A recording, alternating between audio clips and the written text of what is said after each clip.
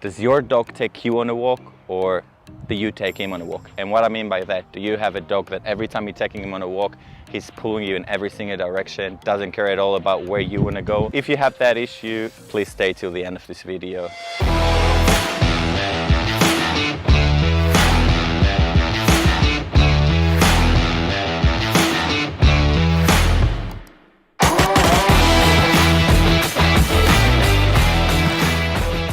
Hello everyone and welcome to another episode with Bowie and myself.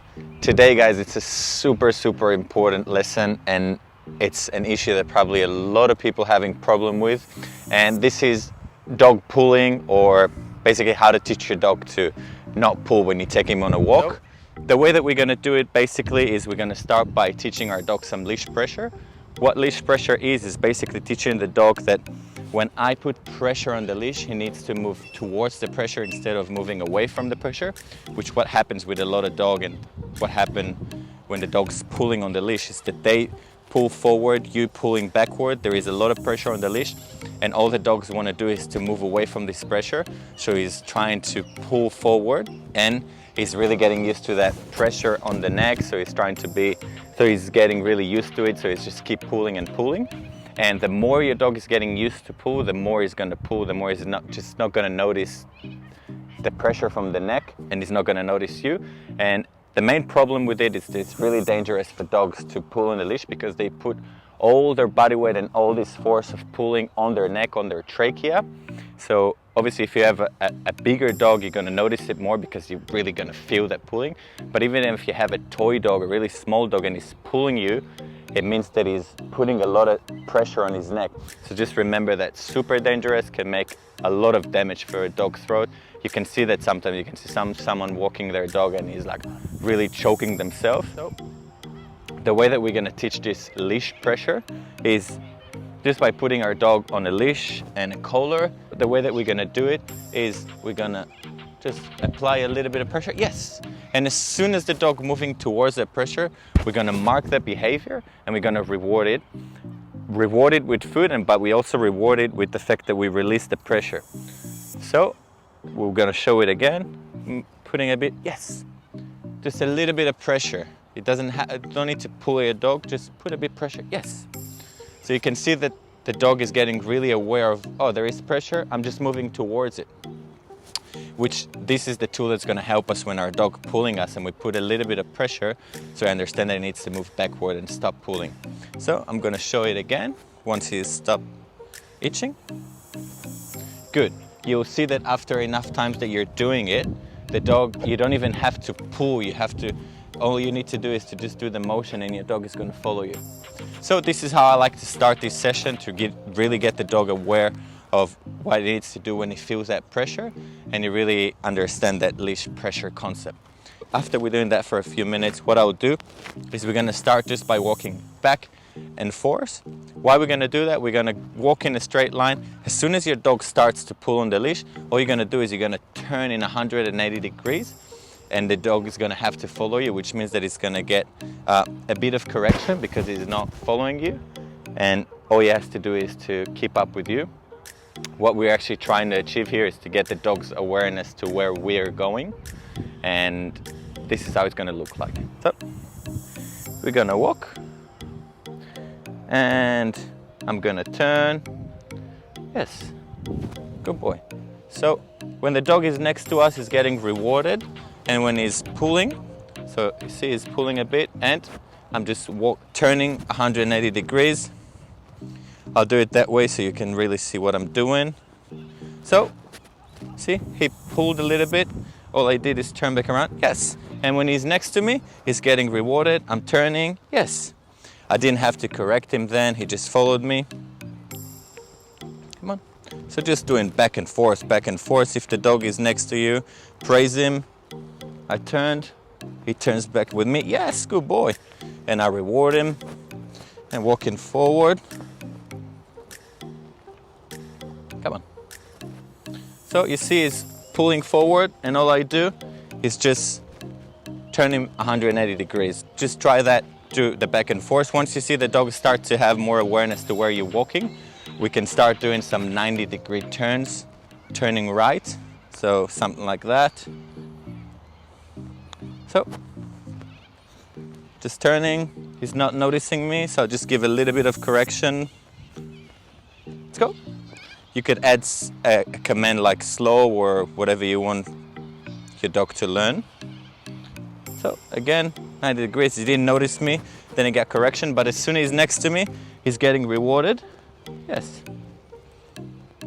And then we can introduce some left turns, which the left turns are really good because we're turning into our dog, so he really has to be aware where we're walking, because otherwise we're turning into him and it's really uncomfortable.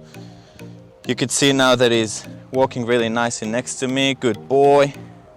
Rewarding him, praising him for the good behavior. He's not pulling me, he's really with me. Turning left, turning right, and you could see that the leash is loose because you can see that's U shape, which means that there is no pressure. That's pretty much how it's going to look like. You start with straight lines just back and forth. If the dog is next to you, praise him, say good boy. As soon as he's pulling forward, all you're doing is turning 180 degrees. The dog is going to get a little bit of correction because he pulled and he didn't notice to you, and then he's going to walk next to you. As soon as he's next to you, reward him, saying good boy. Then again, if he pulls forward, just turn 180 degrees. As soon as the dog understands this, you can start to introduce some 90-degree right turns, again to get the dog be aware of our movement, where we're going. And after you get this right, you can start with the left turns, which means that we're turning into our dog, so you have to be really aware to us, because otherwise we're walking into him. So that will get our dog to be really aware to where we're going. That's pretty much how you're going to do it. Make sure that you start from a place that there is no distraction for your dog. So just like this park, it's nice and quiet, there's not a lot of distractions here, but you might want to even start from your backyard. Whatever environment that your dog is going to be really comfortable in to learn from you, and is not going to be distracted. If you're going to try and start training your dog this lesson from in the dog park, for example, it's just going to be setting your dog up for failure, right? It's going to be so many distractions for him. He's not going to be able to focus on you. You're going to have to give him a lot of corrections and put a lot of pressure on him in order to listen to you. And we want to avoid that. We want to train our dog with the minimum amount of pressure that we need to put on him in order to him understand what we want from him. So we want to make the training fun. We want to make being next to us really fun for the dog, because if we're going to just keep correcting, the dog is gonna at some point hate to be next to us, because every time that he's next to us, he's just getting corrections. This is why it's really useful, because all we're doing is just turning left or turning right. We don't really put a lot of pressure on our dog. We're just saying like, hey, you missed me, I'm going this way, you're gonna have to catch up with me. So just the way you saw it today. Thanks for watching this video, guys. Make sure you're gonna try it with your dog, and especially if you have a puppy, start by training him the loose leash walking from a young age, because it's gonna be a lot easier to train a dog a behavior instead of trying to fix a bad behavior. So remember that, much easier to train a good behavior than fix a bad behavior. So if you have a puppy, start doing it from a young age. Get this awareness from the dog on where we're walking, because it's just a lot nicer and fun to walk. Because if you have a dog that's pulling you always on a leash, it's going to get to a point when it's just so annoying that you're not going to take him on a walk. The dog is not going to get exercise, and then it's going to lead for a lot more behavioral issues, which we want to avoid from. So this is why it's super important to train our dog. You might get lucky and your dog will never pull on a leash, but some dogs will pull badly on a leash, and this is why we want to work on all our dogs with this, to make sure that they know how to walk nicely on the leash. Also, after your dogs understand it in the backyard or the driveway, we can start and introduce some distractions. So maybe some people around, so maybe go to the park, and slowly, just gradually get the dog to understand that he's not allowed to pull in any situation, right?